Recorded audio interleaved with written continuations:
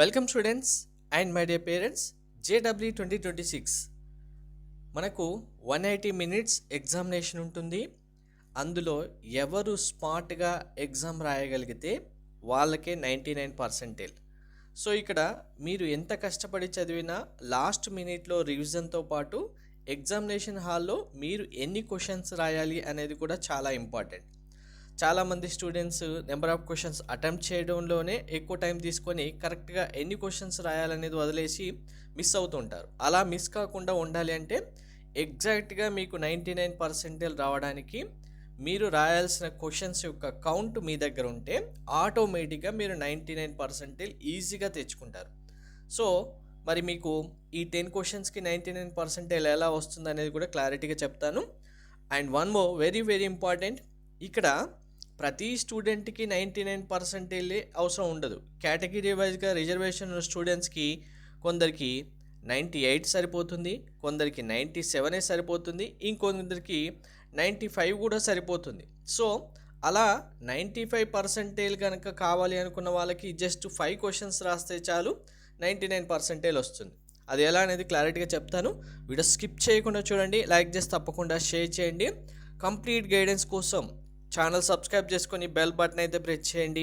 Bell button press చేయకుండా channel subscribe చేసుకోకుండా videos అయితే మిస్ అవ్వద్దు. సో ఇక్కడ మీకు ఫస్ట్ 99% టార్గెట్గా అనుకుంటే 99% అంటే ఎన్ని మార్క్స్ రావాలి? సబ్జెక్ట్ వైజ్గా 99% కూడా చాలా ఇంపార్టెంట్. ఎందుకంటే మనకు మ్యాథ్స్, ఫిజిక్స్, కెమిస్ట్రీలో సేమ్ ఈక్వల్ మార్క్స్ రావు. మనకి ఇచ్చిన టైంలో మ్యాథ్స్లో ఒక క్వశ్చన్కి మీరు ఎక్కువ టైం తీసుకోవచ్చు. ఒక క్వశ్చన్కే మీరు ఒక 5 మినిట్స్ 3 మినిట్స్ తీసుకునే ఛాన్స్ కూడా ఉంటుంది. కానీ కెమిస్ట్రీ విషయానికి వస్తే విత్ ఇన్ 30 సెకండ్స్లో ఆన్సర్ చేసే క్వశ్చన్స్ కూడా ఉంటాయి మీ ప్రిపరేషన్ బట్టి. సో అలాంటి టైంలో ప్రతి సబ్జెక్ట్లో 99%కి సేమ్ మార్క్స్ అయితే ఉండవు. సో ఇక్కడ ఒక్కసారి క్లియర్గా చూడండి.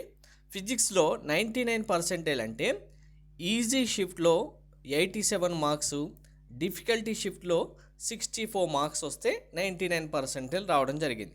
సో మరి ఇక్కడ ఈ 99% అంటే మీరు ఎన్ని నెంబర్ ఆఫ్ క్వశ్చన్స్ రాయాలి? ఇక్కడ చూడండి, మీరు కనుక డిఫికల్టీ షిఫ్ట్లోనే ఉంటే మీకే అడ్వాంటేజ్ ఉంటుంది. ఎందుకంటే నెంబర్ ఆఫ్ క్వశ్చన్స్ చాలా తక్కువ చేసినా మంచి పర్సెంటేజ్ వచ్చింది. ఇక్కడ చూడండి, ఫిజిక్స్లో difficulty shift almost 64 to 65 marks రావాలి. మీరు నెంబర్ ఆఫ్ క్వశ్చన్స్ 16 అటెంప్ట్ చేస్తే కరెక్ట్గా చాలు. అలాగే కెమిస్ట్రీ విషయానికి వస్తే కూడా కెమిస్ట్రీ ఆల్మోస్ట్ ఈక్వల్ రేంజ్లోనే ఉంటుంది. డిఫికల్టీ షిఫ్ట్ మీకు ఆల్మోస్ట్ ఒక 62 మార్క్స్ అంటే 62 to 65 ఉంటుంది. అంటే మీరు 15.5 అంటే మనకు ఇంకా పాయింట్ వాల్యూస్ కాకుండా డైరెక్ట్గా రౌండప్ చేసుకుంటే 16 క్వశ్చన్స్ అయితే రాయాలి. సో ఇక్కడ ఫిజిక్స్లో మీకు 16 క్వశ్చన్స్ కరెక్ట్గా రాస్తే 99% వచ్చేస్తుంది. కెమిస్ట్రీలో కూడా 16 క్వశ్చన్స్ కరెక్ట్గా రాస్తే 99% వస్తుంది. అండ్ వెరీ ఇంపార్టెంట్, మ్యాథ్స్ విషయానికి వచ్చేసరికి ఇన్ని క్వశ్చన్స్ మీరు చేయాల్సిన అవసరం లేదు. మ్యాథ్స్లో మీరు ఎక్కువ టైం వేస్ట్ చేయాల్సిన అవసరం కూడా లేదు. మ్యాథ్స్లో 99% రావాలి అంటే మీరు కరెక్ట్ నెంబర్ ఆఫ్ క్వశ్చన్స్ 10 రాస్తే చాలు. అదే 95% చాలు మనకు అనుకున్న స్టూడెంట్స్ జస్ట్ 5 క్వశ్చన్స్ రాస్తే చాలు మీకు 95% వస్తుంది. అలానే మీకు ఇక్కడ కెమిస్ట్రీ, ఫిజిక్స్లో 95 నుంచి 99% వరకు ఎన్ని మార్క్స్ రావాలి, ఎన్ని క్వశ్చన్స్ రాయాలి అనేది క్లియర్గా మెన్షన్ చేశాను. ఒక్కసారి నోట్ చేసుకోండి మీకు కావాల్సిన పర్సంటేజ్ బేస్ చేసుకొని. అదే మీ షిఫ్ట్ కనుక ఈజీ పేపర్, మనకు 10 షిఫ్ట్లో పేపర్ ఉంటుంది, 10 షిఫ్ట్స్ ఎగ్జామ్ కండక్ట్ చేయడం జరుగుతుంది. ఓవరాల్గా 10 షిఫ్ట్లలో ఉన్న పేపర్లో మీదే అందరికన్నా ఈజియెస్ట్ పేపర్ అయితే మీరు రాయాల్సిన క్వశ్చన్స్ నెంబర్ ఆఫ్ క్వశ్చన్స్ 99% అయితే 22. సో ఇక్కడ డిఫికల్టీ షిఫ్ట్లో 16 క్వశ్చన్స్ రాయడానికి పట్టే time, easy number of questions 22 రాయడానికి పట్టే టైం కూడా ఆల్మోస్ట్ ఈక్వల్గానే ఉంటుంది. కాబట్టి మీరు రాయొచ్చు, ప్రాబ్లం ఏమి ఉండదు. కెమిస్ట్రీ విషయానికి వస్తే 20 క్వశ్చన్స్, మ్యాథ్స్ విషయానికి వస్తే 14 క్వశ్చన్స్ అయితే ఉన్నాయి. సో ఇప్పుడు ఓవరాల్గా మనకు ఎగ్జామినేషన్ హాల్లో ఉన్న టైం ఎంత? 3 hours 180 మినిట్స్లో మనకు ఓవరాల్గా సబ్జెక్ట్ వైజ్గా 25 క్వశ్చన్స్ ఈచ్ వన్ మనకు టోటల్ 75 క్వశ్చన్స్ ఉంటే మీ షిఫ్టే డిఫికల్టీ షిఫ్ట్ అయితే మీరు రాయాల్సిన టోటల్ క్వశ్చన్స్ 10 + 16 + 16 42. జస్ట్ 55% ఆఫ్ సిలబస్తో ఉన్న మీరు రాస్తే మీకు ఆటోమేటిక్గా 99% వస్తుంది. ఇక్కడ 180 మినిట్స్ టైంని మీరు 75 క్వశ్చన్స్కి డివైడ్ చేయకండి. ఇదే వెరీ వెరీ ఇంపార్టెంట్.